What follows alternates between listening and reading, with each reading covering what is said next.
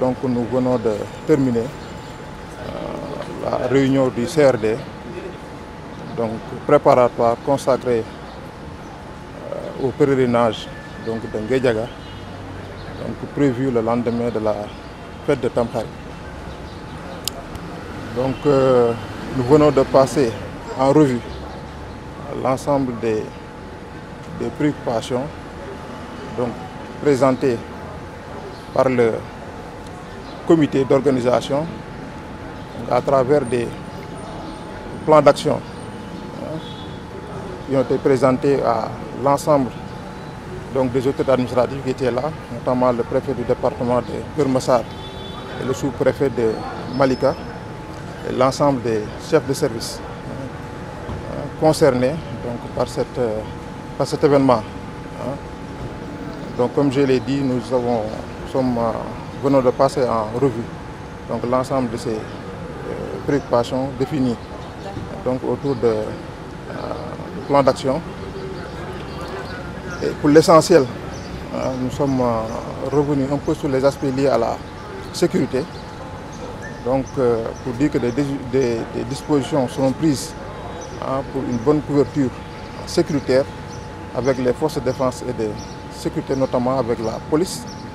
Nous avons vu la présence donc, du commandant du corps urbain de Dakar et du commissaire d'arrondissement de Malika. Donc cela veut dire que des dispositions seront prises par rapport à ce niveau-là. Il y a également d'autres secteurs qui sont concernés,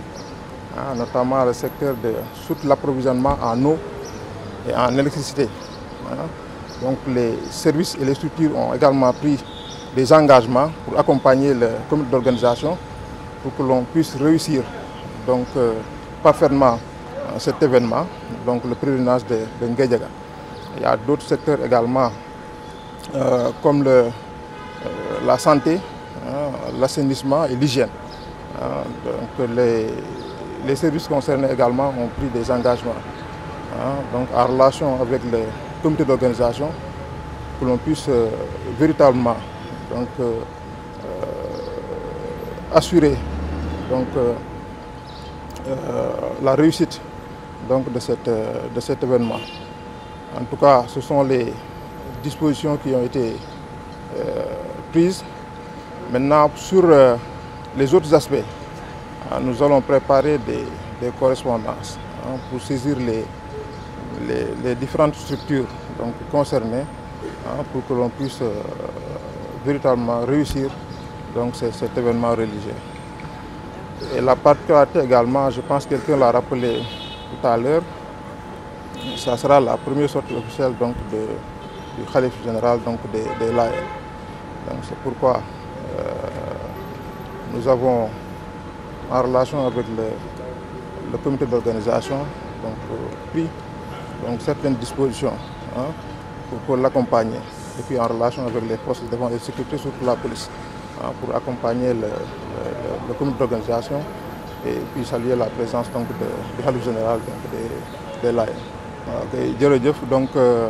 tey dañ fay daje fii ci gouvernance pour Dakar ngir waajal pèlerinage bu Nguédiaga donc ànd ci ak comité d'organisation bi donc am na benn plan d'action bu ñu présenté donc moom la ñu xool yoo xam ne ay secteur la secteur bu ci gën a am solo bala bu njëkk mooy lu jëm ci wàllum sécurité. Donc waxtaan nañ ko point yi ne engagement am na engagement donc yu ñu jël ci wàllu boobu ànd ci surtout ak waa police donc boo seetee tey moo fi commandant corps urbain dafay taxaw donc pour wane ne ndaje bi donc am na solo ak commissaire bu arrondissement bu Kër Malika am na yeneen wàll aussi yeneen secteur yoo xam ne waxtaan nañ ko. Donc chef de service yi fi nekk également bala structure yi am na engagement yu ñu jël surtout lu jëm ci wàllum approvisionnement en eau lu jëm ci wàllum ndox ak wàllum courant bi donc ñu xayma yan jafe-jafe ñoo si nekk ak xool nan lañ ko mën a def ba saafara ko donc côté boobu tamit ay engagement jël nañ ko si yeneen li mooy lu jëm ci wàllum santé ci wàllum hygiène ak ci wàllum assainissement wàllu boobu aussi dinañ ci jël ay dispositions donc pour mën a taaral bis bi donc yaakaar naa ne benn jafe-jafe donc du am ci bis boobu parce que tamit ndaje solo si mooy am na ko wax sànq mooy doon première sortie officielle bu khalife général donc des Layènes donc moo tax ci wàllu boobu dinañ jël ay dispositions yu am solo ngir bañ a jànkonteel ak benn jafe-jafe ànd ci ak waa les forces de défense sécurité comme ni mu ko waxee sànq waa police ak ñeneen ñi ak yeneen services yëpp lu jëm ci wàllum santé lu jëm ci wàllum assainissement lu jëm ci wàllum yeneen yi donc taxawaay boobu daal lañ ci am di gërëm aussi waa comité d'organisation bi ci seen xel bu rafet donc am na solo présenté nañu plan d'action donc nañ ci jël ay matuwaay yu am solo comme donc pour mën a réussir donc parfaitement donc mooy pèlerinage boobu ñuy waajal ñu koy defee ci lendemain feetu Tamxarit. Alors permettez-moi d'abord de me présenter. Je m'appelle Seydina Mandione Laye. Je suis le coordonnateur du pèlerinage de Nguédiaga. Et je voudrais d'abord remercier monsieur le gouverneur de la région de Dakar qui a bien voulu nous recevoir ce matin pour revisiter un peu ce que le gouverneur a dit tout à l'heure. Le cahier de charges qu'on a confectionné lors de la réunion de CDD à Keur Massar, nous avions prévu tout ce qu'on avait besoin comme apport au niveau de l'État. C'est ce que nous avons fait ce matin pour faire un tour d'horizon de toutes les questions liées à ce pèlerinage. Nous avons fait un tour d'horizon et je crois que nous avons entendu tous les chefs de service qui ont bien voulu nous dire tout ce qu'ils prévoient de faire et nous pouvons espérer que nous aurons un pèlerinage, un des meilleurs pèlerinages cette année. Nous saluons l'engagement du sous-préfet et du préfet de Keur Massar et ce matin le gouverneur de la région de Dakar et l'ensemble des services de sécurité. Vous voyez à côté de moi les responsables de la sécurité ils ont pris tous les engagements nécessaires pour que le pèlerinage en matière de sécurité se déroule dans de très bonnes conditions. Et voilà ce que nous sommes venus faire ce matin. C'est un exercice de routine, nous avons l'habitude de le faire. Je crois que l'essentiel a été fait et a été dit et nous avons bon espoir que tout se fera dans de bonnes conditions possibles. Alors, côté certification, pouvez-vous nous revenir après avoir donné vos cahiers de doléances Oui, je l'ai dit tantôt. J'ai dit nous avons écouté l'ensemble des chefs de service dans la salle et nous avons bon espoir parce que tous ceux qui étaient là, ils ont pris les engagements qu'il faut et nous espérons qu'ils le feront. Je l'ai dit tantôt, nous ne pouvons pas dire pour le moment ce qui va se faire, mais nous attendons le moment venu pour tirer un bilan. Je crois qu'il est très tôt de faire un bilan, mais le moment venu, certainement, vous aurez un bilan, Inch'Allah. Mais,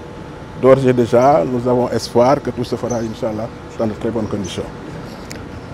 Nous ngi sant Yàlla bu baax di gërëm ñi nga xam te ni que ni tey ñoo ñu dalal ci suba fii ci gouvernance pour ñu waxtaanee li nga xamante ni que ni mooy événement bu am solo boobu nga xamante ni que ni mooy le pèlerinage de Nguédiaga. Nguédiaga nag ku koy wax xam ni que ni événement bu rëy la boo xamante ni que ni ay centaines de milliers de pèlerins ñoo fay ñëw wax naa ko sànq wax naa ni que ni ba ñuy door 1960 mbooloo mi néew na lool mais tey jii defe naa ni que ni suñu waxul million wax nañu ay centaines de milliers de pèlerins kon ngeen xam ni que ni événement bu am solo la suñu koy tëkkale it naan.